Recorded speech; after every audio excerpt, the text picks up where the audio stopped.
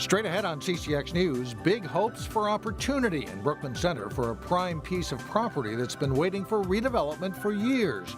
Plus, you can call a Robbinsdale man Sir. It was like, oh my God, the King of Norway is honoring me. Jeffrey Mueller is now a knight. And honors for the state champion Cooper girls basketball team as donors also chip in. CCX News starts right now.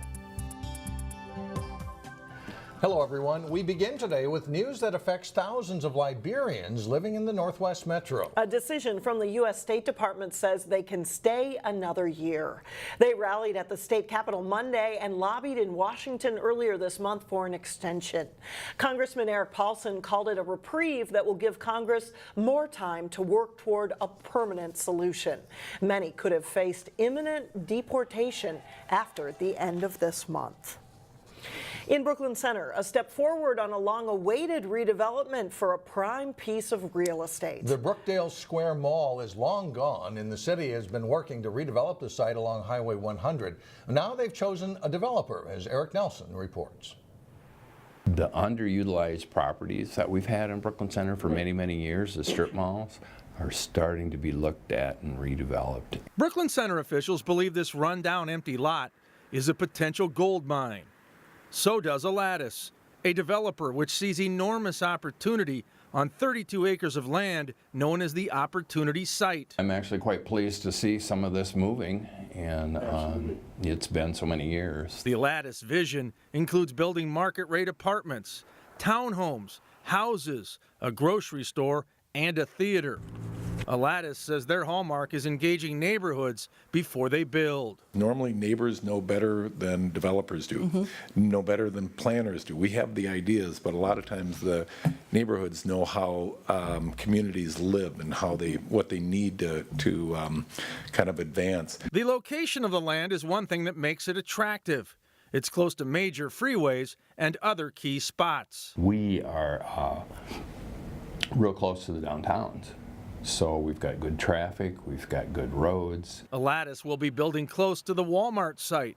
And while praising the Shingle Creek Crossing development, they promise to put their own unique stamp on what they build. We have to do something different. It's not more of the same. We've got to create that heart of what your city wants to be. The redevelopment of this land here in Brooklyn Center will be done in phases, and it will be time-consuming and costly. It takes years to get redevelopment, going in some of these underutilized properties, and it takes millions of dollars to do so. In Brooklyn Center, I'm Eric Nelson, CCX News.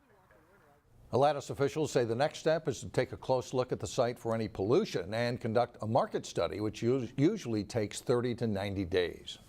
It has almost been 3 years since a bowling alley in Brooklyn Center abruptly closed its doors, and now it looks like that site could be transformed into an event center. The former AMF Earl Brown Lanes just off of I-694 closed in 2015. Now the site has been purchased, and there's plans to do extensive remodeling to the 35,000 square foot building to turn it into an event center and also offer a new restaurant that would be open to the public. These are some of the renderings right here of what the facility might look like. It would mostly be used for weddings, but the event center could also hold other events too. I mean, we hear from residents all the time that they want more restaurants in the community, so this certainly is filling that need. I think it's going to be a destination, a place that people will come to the community to participate in activities that will be occurring there, which is always good, right? So I think from a perspective, the City Council sees it as being a very positive use for that building. The City Council still needs to sign off on a building permit and liquor license. Construction could begin in July. In Brooklyn Park, city officials called it a difficult decision, but have decided to revoke a permit for an auto repair business. 2 weeks ago, the city gave M&R Auto Repair 2 weeks to clean up the property on Brooklyn Boulevard. The city says cars parked outside overnight and employee vehicles parked in unpaved areas were violations, and not much changed in 2 weeks. Doesn't seem like the applicant seems want to do anything. It's been a year. And you can't even clean up what you said you would in the couple of weeks since we last met. I want to support the businesses here. I want our business to be successful. And sometimes that means working with them, but that there has to be two people in this partnership to try and make something work. Second, any further discussion? Earlier, the owner had told the council he didn't expect his business to boom so fast, and things got out of hand. The business has until April 16th to close. There is royalty in Robbinsdale. In a rare move, resident Jeffrey Mueller was recently knighted by the King of Norway. It was like, oh my God, the King of Norway is honoring me. And it took quite a while for it to sink in because these things are not given out to a lot of people. King Harald V of Norway conferred the rank of Knight First Class in the Royal Norwegian Order of Merit. This is the highest honor that Norway can bestow upon a foreign national. Mueller received the award for more than 40 years of service to Norway. A big part of what I have been involved with is the Norwegian American Chamber of Commerce. I spent 4 years as president of that organization, and in that role we worked a lot with increasing the trade between Norway and Minnesota, increasing student exchanges at the collegiate level between students from Norway and Minnesota. Mueller is also the director of operations for Norway House. The organization connects the United States with Norway through the arts, business, and culture. Still ahead on CCX News, local students get a lesson about online bullying and other dangers from the FBI. Plus, a young Champlin Park softball team gets set for what they hope is a memorable season. But first, more sun for the next couple of days as we move toward a cooler weekend.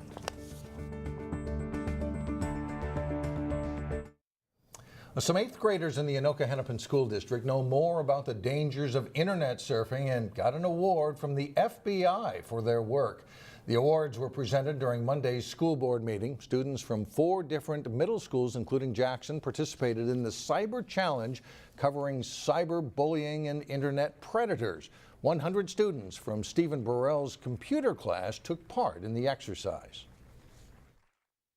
And I think the fact that he brought students from 4 different schools in order to get them on the same page and to teach them these great skill sets is accolades to the school district and what we're trying to do here in Minnesota to have responsible students and future citizens who are going to grow up and have more interaction than we are at our ages and are going to be using these cyber tools every day. The FBI Internet Challenge was developed with the help of the National Center for Missing and Exploited Children, along with teachers and schools. But anyone can go online to learn how to recognize online dangers like internet predators. The website is sos.fbi.gov. Respect and love of learning are the key values of Rice Lake Elementary School. In today's School Spotlight, reporter Sonia Goins shows us what the school is doing to meet students' overall needs. Rice Lake Elementary prides itself on being a community school. Just a real sense of identity here. We feel like a neighborhood school. People know each other. Students receive rigorous coursework that's centered around closing the achievement gap. Last year we had phenomenal growth, citing some of the largest growth in our elementary schools was here at Rice Lake. Principal MARGO KLEVEN says the staff is constantly testing students' proficiency to catch problems before they occur. We would do constant formative assessment throughout the year, working with grade level teams, even grade levels 1 above, 1 below, just to really solidify those strategies. What do we need to build this? Hands-on learning is also key to their success. The school received a $2,200 grant from the district to buy materials for its C4 program. I have 4 things that are all starting with C, so I went Challenge, Create, Construct, and Connect. C4, Exploding with Possibilities. It just kind of all fit together. It's moving backwards, but look at it. Does that look the same? Rubik's Cubes, blocks, high-tech gadgets, and more help to get the creative juices flowing. Regardless of what resources they have at home, this allows all kids to be exposed to different resources and different materials and different opportunities to really think creatively and to build and construct and play. The program is also about choice. What did you just make? Students can opt out of recess to participate in the C4 program. I like to create stuff, so I thought this would have been a good idea for me. And this is actually turning out to be really fun. Like do different things and learn how how to do stuff like solve Rubik's Cubes and make origamis. Rice Lake Elementary also has a positive behavior program. This month happens to be gratitude.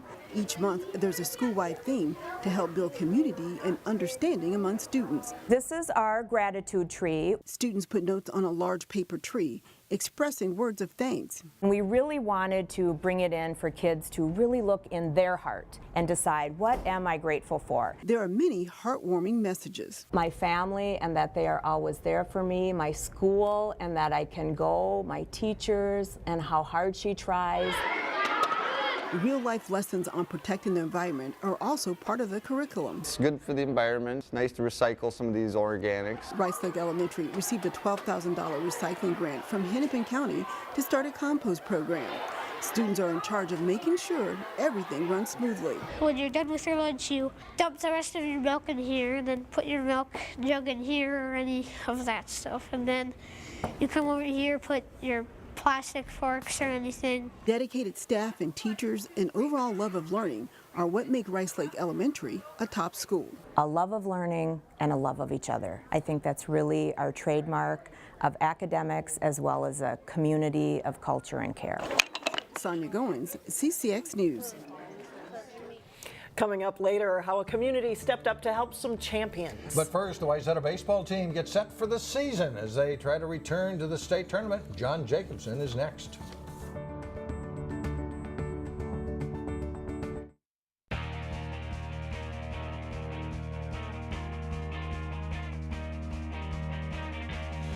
I'm John Jacobson with sports. Spring feels a little slow to arrive this year, but spring sports athletes are hard at work to prepare for the season.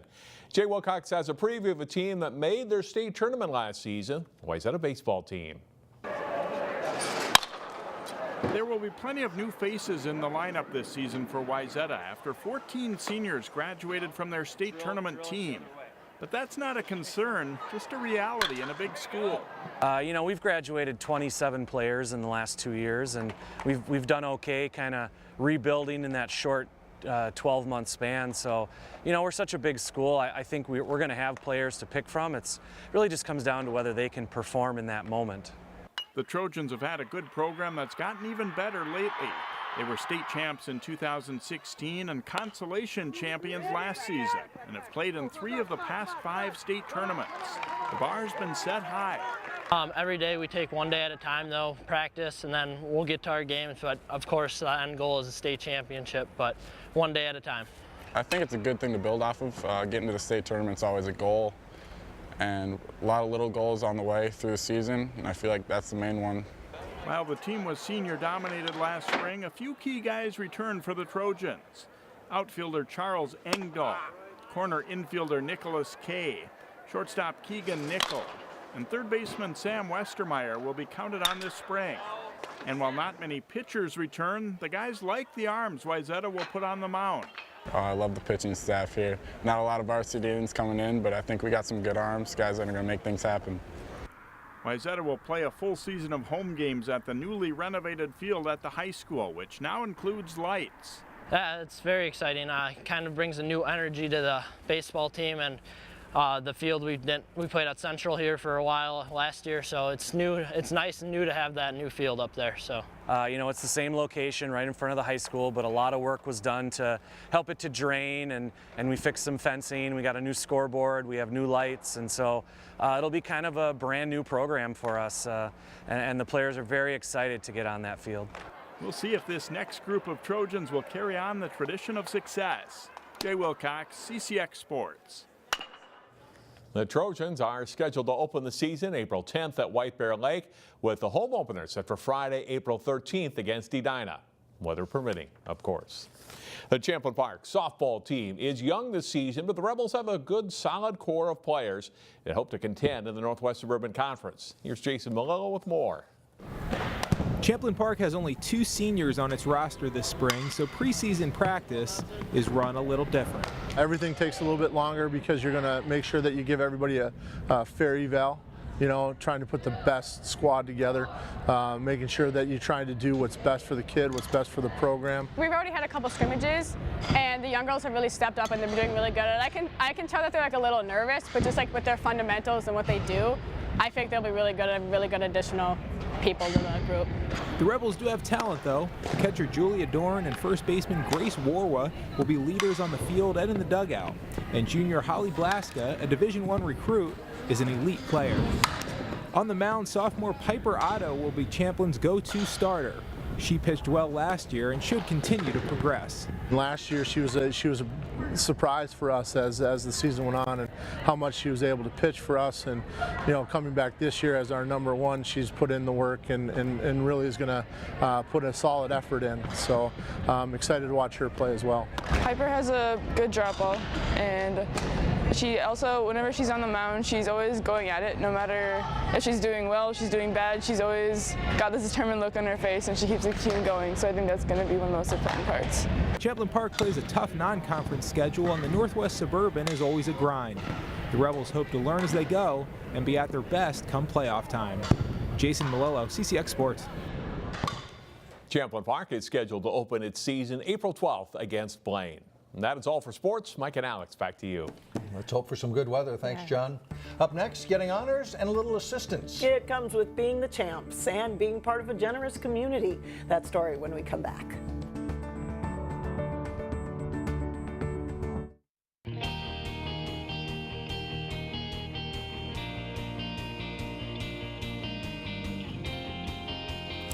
And finally, a little more than a week after winning their first state title, the Cooper girls basketball team now has another distinction. We'll move on to the recognition of the Cooper High School girls basketball team as the 2018 Class A state champions. Well, the New Hope City Council honored the Class 3A champions with an official proclamation to recognize their achievement. The Lady Hawks defeated Northfield on March 17th at the Target Center to capture their first state title. But if the state title and proclamation weren't enough, the team received even more good news. A campaign on the website GoFundMe was started to help players purchase championship rings. And on Tuesday, the campaign surpassed its fundraising goal of $5,000. The money will help the players buy those $300 championship rings and help pay for an end-of-the-year banquet. All very well deserved. Wow. Way to go, folks. Yeah, way to go all the way up. around, yeah, right? Absolutely. That'll do it. That's the news for now. Thanks so much for joining us. We'll see you back here again on Wednesday starting at 4 o'clock.